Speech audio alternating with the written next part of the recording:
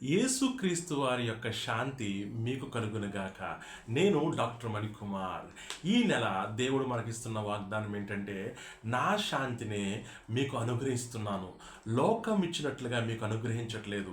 మీ హృదయములను కలవరపడనీయకుడి, వెరవనీయకుడి. అంటే ఇక్కడ మనం చూసినట్లయితే యేసుక్రీస్తు ప్రభు వారు ఏమని సెలవిస్తున్నారంటే, మీ హృదయములను ఎట్టి పరిస్థితులను మీరు కలవరపడనీయవద్దు, అదేవిధంగా వెరవనీయవద్దు. అంటే అర్థం ఏంటంటే, మీ హృదయములను బాధపడనీయవద్దు, అదేవిధంగా భయపడవద్దు అని దేవుడు సెలవిస్తున్నాడు. మనుషులు ఈ లోకంలో ఎన్నో రకమైన అలవాట్లు, అదేవిధంగా వ్యసనాలకు బానిసవుతున్నారు, తమ హృదయంలో ఉన్న బాధ భయమును తీసివేయడానికి. కానీ యేసుక్రీస్తు వారు ప్రభు వారు ఈరోజు ఏమని సెలవిస్తున్నారంటే, నీ హృదయంలో, నీ జీవితంలో ఏ బాధ అయినా, అదేవిధంగా ఎంత కష్టమైనా సరే, దేవుడు తీర్చలేనిదంటూ ఏమీ లేదు, దేవుడికి తెలియదంటూ ఏమీ లేదు. అందుకే దేవుడు ఈ విధంగా అంటున్నాడు, నా శాంతిని మీకు అనుగ్రహిస్తున్నాను. అది ఎలాంటిదంటే, లోకం ఇచ్చేలాంటిది కాదు. ఈ లోకంలో మనుషులు శాంతిని రకరకాల ఆహారాల ద్వారా, అలవాట్ల ద్వారా, అదేవిధంగా వ్యసనాల ద్వారా వారి హృదయాలను శాంతి పరుద్దాం అనుకుంటారు. కానీ వారి హృదయంలో శాంతి ఎప్పటికీ రాదు. అందుకే యేసుక్రీస్తు వారు అంటున్నారు, నన్ను ఆశ్రయించినట్లయితే నా శాంతిని మీకు అనుగ్రహిస్తాను.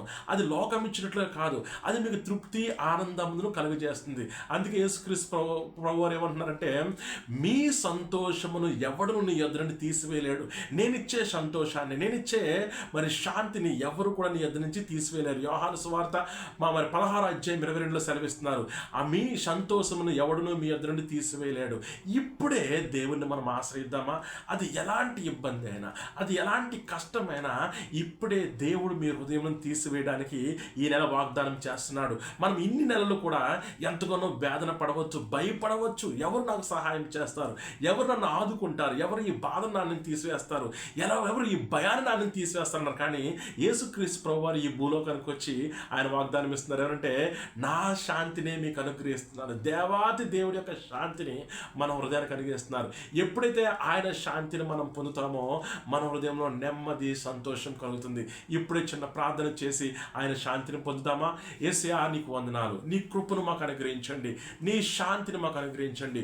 నువ్వు అనుగ్రహించినట్టుగా, నువ్వు వాగ్దానం చేసినట్లుగా ఈ నెల ప్రభా నీ శాంతిని నేను పొందాలనుకుంటున్నాను ప్రభా. అది లోకం ఇచ్చినట్టు కాదని నువ్వు సెలవిస్తున్నావు ప్రభా. వెరవనీయవద్దు, భయపడవద్దని సెలవిస్తున్నావు ప్రభా. దేవాన్ని అంగీకరిస్తున్నాను, నీ ఎదుట నేను ప్రభా ఏకీభవిస్తున్నాను, నేను విశ్వసిస్తున్నాను ప్రభా. ఆ శాంతిని నాకు అనుగ్రహించండి. ఈ నెల గొప్ప ఆనందంతో, గొప్ప సంతోషంతో ఉండాలని సహాయం చేయండి. నాలో భయము, అదేవిధంగా కష్టాన్ని నా హృదయం తీసివేసిన బలపరుస్తారని నమ్మచ్చు. యేసునామమున అడుగుచున్నాను తండ్రి, ఆమేన్. దేవుడు మిమ్మల్ని దీవించునుగాక. ఆమేన్.